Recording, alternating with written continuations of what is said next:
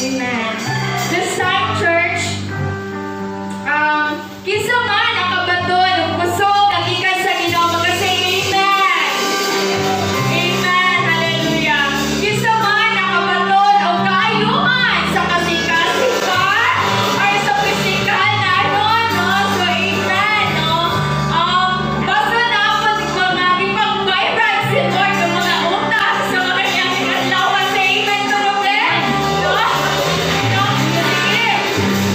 At kinsa man ang mga nakabaton o mga panalangin nga gikan sa Dios magkasi amen. Amen. Hallelujah. No?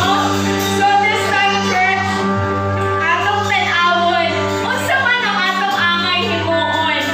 Unsa man ang angay natong himuon isip nga nakabaton o kaayuhan, mga panalangin, kusog nga gikan diha sa Ginoo. Atong tan-awon, church, ang sa Biblia, no? Pulong sa Ginoo karon. Atong lantawon kaning mga pulong nga naa sa Lucas, no?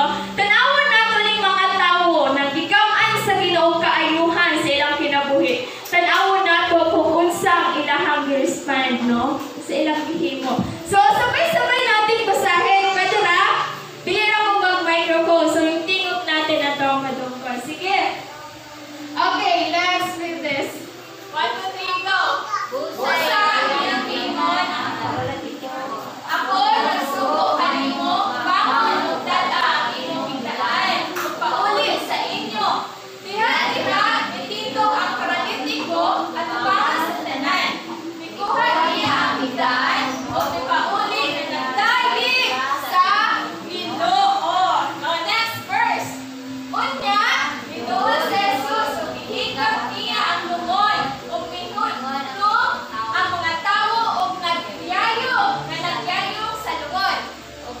Og unya mingon si Jesus, do, bangon. Kung sabihin mo, niya, bangon ang patanon ng patay na unta ug gisulti. Og gitugyan siya ni Jesus ngadto sa iyang inahan. Nahadlok og nahibulong ang tanan og gidayi nila ang Dios nga nag-ingon. Next verse nasa Luke 13:12-13. Sa pagpakita ni Jesus kaniya, miingon siya sa babayi, "Naayon na ikaw sa imong sakit." Iyang ihikap